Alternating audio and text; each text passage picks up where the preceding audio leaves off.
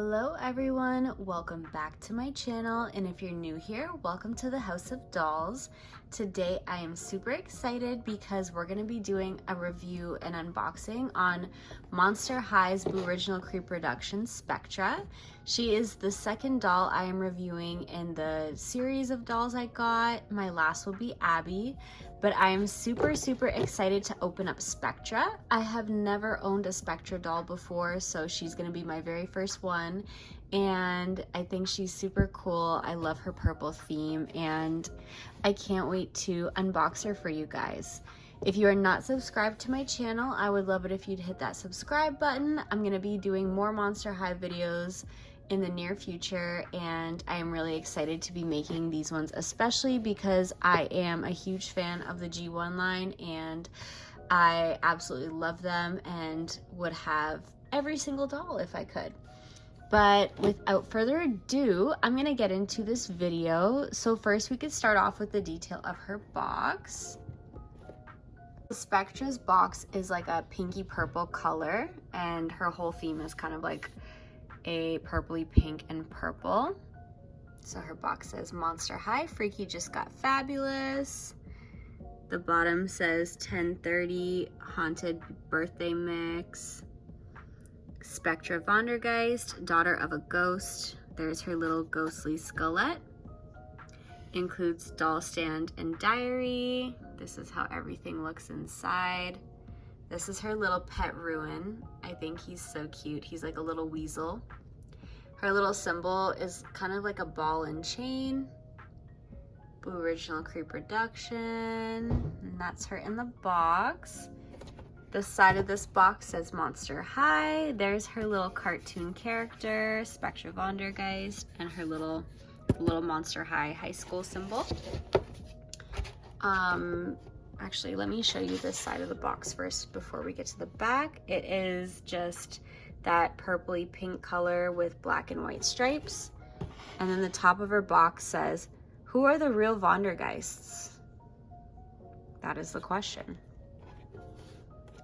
All right, and then the back says Monster High, meet the frighteningly fashionable teenage children of the world's most famous monsters.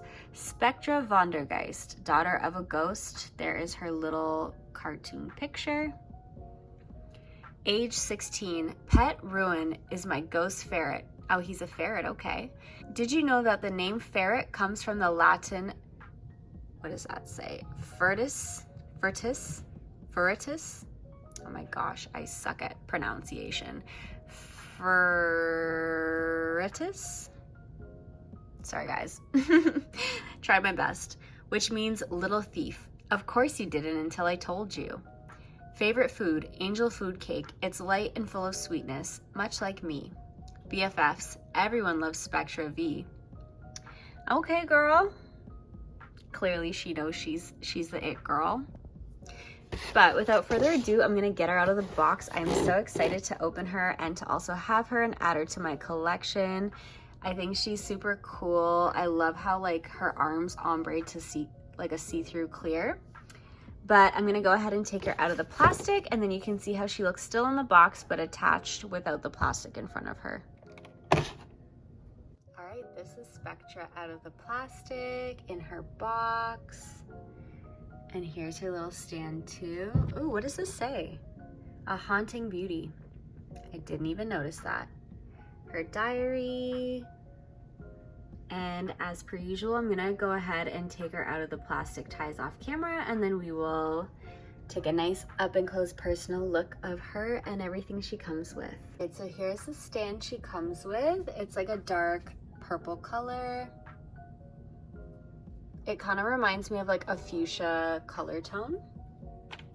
And then she also comes with the matching brush with the little skelette, and it says Monster High on it. And obviously this says Monster High too. I love it. And then she also comes with this little adorable see-through purple bag. And it has this thick silver chain on it. Last but not least, she has this adorable little pet Ruin. He ombres from a see-through purple to like a clear white color. And this is his little eyes. He has little eyelashes, or she, I don't know if it's he or she, but they're super cute, very, very skinny. I hope that they're able to stand up on their own. Okay, there we go. That's so cool. I love it. Yeah, these are all the items she comes with, besides her diary. But as I did in Gulia's, I'm gonna read the diary last, so you don't have to sit through it if you don't want to. But if you do wanna hear what's in her diary, you can most definitely wait till the end of the video where I read all of her little diary entries. And hers has this little like pinky purple spider web in the corner. It says this diary belongs to Spectra Vondergeist, her little symbols there. And then the front says, I don't snoop in your unlife, so please don't snoop in mine. And then that is the back. So yeah, I'm gonna read this at the very end, so if you wanna hear it, stay tuned. All right, here's a little toad ahead. Dun, da, da, dum. Here she is. She's really, really pretty. I'm impressed on how great of a job they did with her. She looks gorgeous. So we're gonna start with her hair, of course. Her hair is this very pale lavender purple with a darker purple over top. She kind of has layers, as you can see in the front, and she has a side part, so it just hangs down over one side of her face. Now the back is a little weird. It is very choppy. I don't know if everybody's doll's hair looks like this or the original look like that, but this is how it looks. So it is long, but again, very, very choppy. And then the darker part just kind of stops here, and then it's a lighter part underneath. So whoever did a cut job on Spectra's hair needs to be fired.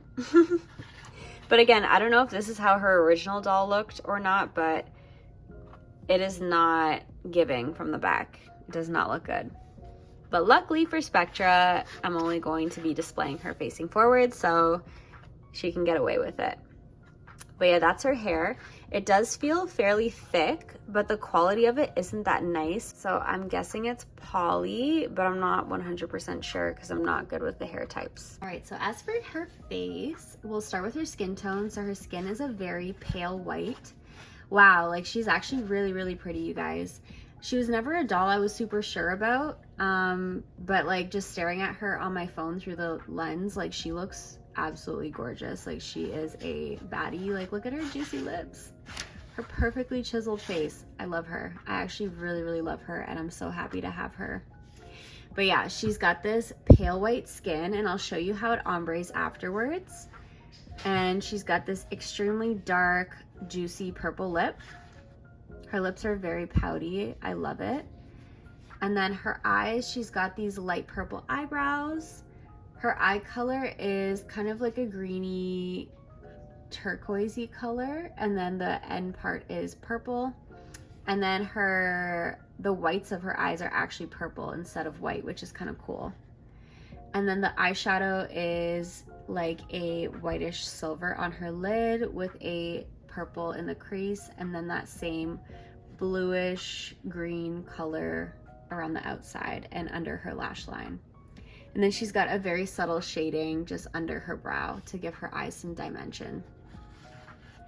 She's a beautiful doll. They did an amazing job on her. Her face sculpt, her eyes, her makeup, her lips, everything looks gorgeous. And then her earrings are these black and silver ball and chain earrings. And it is the same on the other side. I think it would have been cool if they made the chain silver, but that's okay. And now we'll move on to her body, and then we'll do her outfit, but I want to show you her ombre. So her arms, as you can see, ombre from white to this like crystal clear color. I think it's so cool how they made her see-through, and she's a ghost obviously, so it's just super fitting.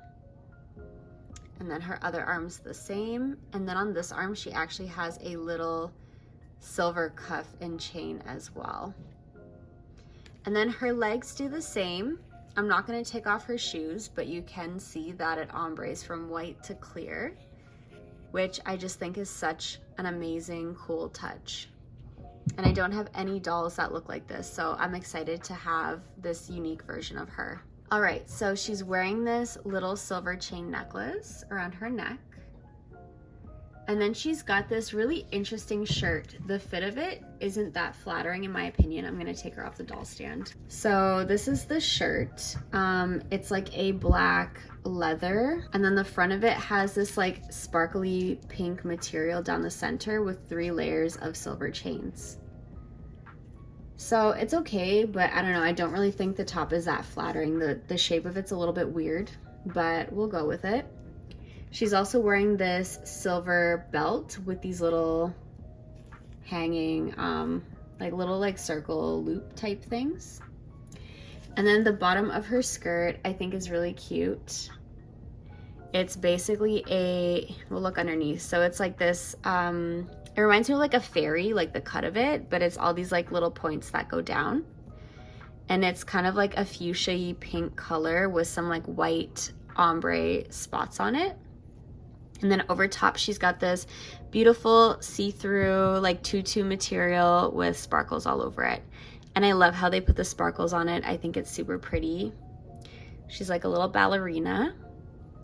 And then her shoes are so cool. They are these see-through pink high heel shoes with laces down the front, and then these cool silver chains wrapped around the front of her shoes.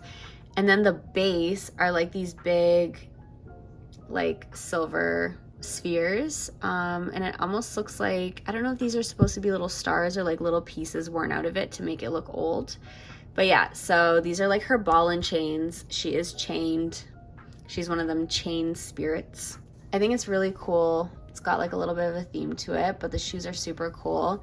This whole doll is honestly amazing. She's actually really great. I'm glad that I had the opportunity to get my hands on her. All right, so here's a little toe to head of Spectra, and I also put her little bag on her arm so she's holding it. But yeah, this is basically it for my review. I absolutely love her. Let me know in the comments down below if you had the chance to get her or if you have the original one and what you think of this doll. Thank you so much for watching my video. If you're not subscribed to my channel, I would love it if you'd hit that subscribe button. I'm gonna be making more Monster High videos very soon. But I love you guys so much. I hope you have an amazing day. And if you're still here for the video and you're ready to hear what's in her diary, stay tuned. I'm gonna put this in right now afterwards, and you can hear all the secrets in Miss Spectra's diary. I love you all so much. Have an amazing day, and I'll see you in the next video. Mwah! Bye, everyone.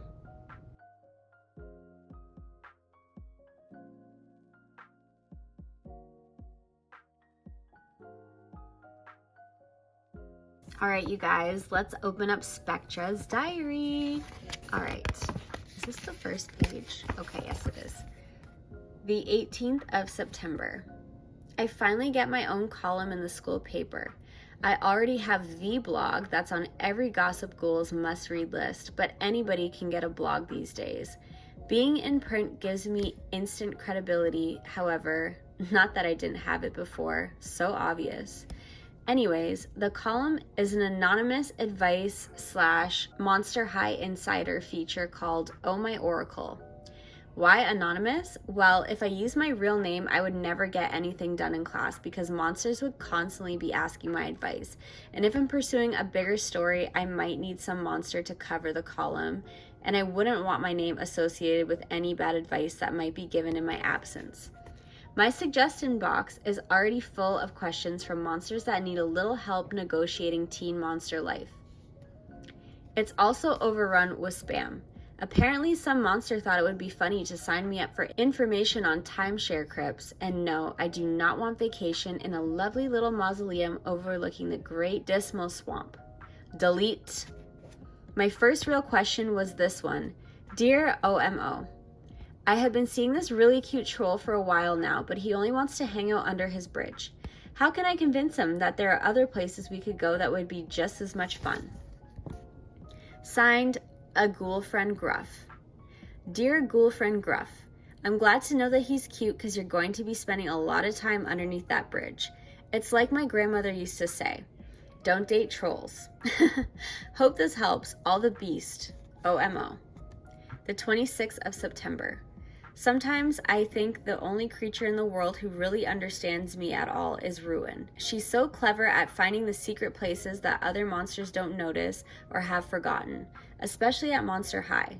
She can be a bit mischievous at times and doesn't always come when I call her, but I absolutely reject the notion that every trail of chaos leads to ruin.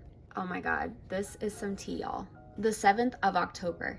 I was just floating along today, minding my own business like I normally do, when I happened to see Deuce and Lady Twangs-a-lot, operetta, furtively slip into an empty band room. As a reporter, I was intrigued.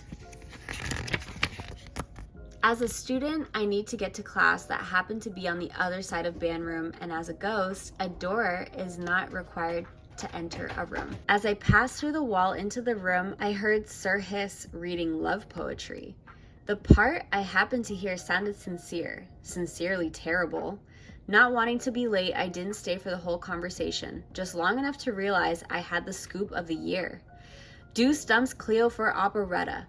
Naturally, I went straight to Cleo to get her take on the story, since that's what a responsible reporter should do in a situation of this gravity. I asked her if she felt such a betrayal was a long time in coming after what she had done to Claude, and if she would be willing to sit down and give me an exclusive interview regarding the situation. I had trouble understanding her response since she reverted to ancient Egyptian, which I am a bit shaky in, but I think I caught the word kiss followed by cobra, adder, or some other type of poisonous snake, followed by what might have been depart, hammer, and or sand. I was immediately persecuted for my investigative efforts and was set upon by that ruffian Claude. I don't know what his problem was, since it's obvious he and Cleo are getting back together. Fortunately, the whole school rallied to my side, and our headmistress called into question the leadership skills of our BMOC. I'm going to address this incident in tomorrow's column, the 8th of October. Oh my oracle. News item, the big bad wolf was out huffing and puffing yesterday, what prompted this full moon freakout.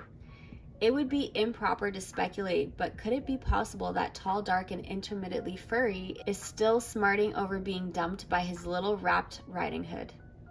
It's a known fact he's been chasing his tail for some time over the mark on his alpha status. Maybe he just snapped. Monster High may never know, but you know who will. As always, keep digging for the story, even if it's supposed to be dead and buried. The 12th of October. Our esteemed headmistress wants every student to write an essay on their monster heritage, right?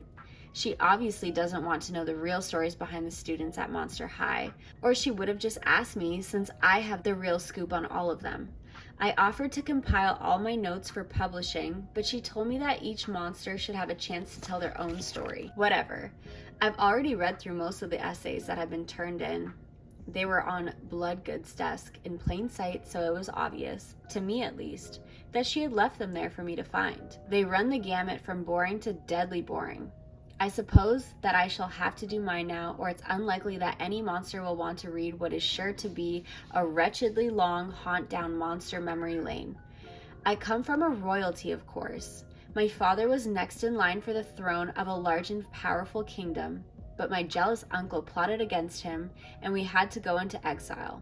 Sadly, my father and mother were forced to take jobs far below their station in life to support us. It's all quite tragic, of course, and I'm still debating if I should add in the part about my long-lost love who still haunts our ancestral castle awaiting my return, or my family's daring escape across enemy territory in the dead of night during the storm of the century. The 20th of October. I never understood why so many monsters held Ghoulie in such high esteem. I mean, she's a zombie for groaning out loud. Hello? Can you say lowest rung on the monster ladder? What is it about her? Does she have some kind of special power? Has she cast some spell over everyone? I needed to know. So today I followed her because as an investigative journalist, it's part of my job to find out the real truth. You'd think it would be easy seeing as how she's so slow, but several times she managed to give me the slip. Other than studying and hanging out with Cleo and the Fear Squad posers, I couldn't find anything remotely remarkable about her. I thought about just giving up until she wandered down a back passage in the library to a room that I thought only I knew about. It's where they keep the really old reference books and stuff. I was sure she was just hiding out so she could read that stupid Dead Fast comic she's always carrying around, but she wasn't. She was looking through old newspapers. I don't know how she knew I was there since I was hiding in the shadows, but she pulled out the chair next to her, looked straight at me, and patted the seat for me to sit down. I was so startled that I just floated over and sat down. The headline of the paper in front of her read, "The Real Vondergeists," and it was my family's story. I had forgotten. Oh, my soul. I must have broken down because the next thing I knew, Gulia was patting me on the back and I was soaking her shoulder with ectoplasmic tears.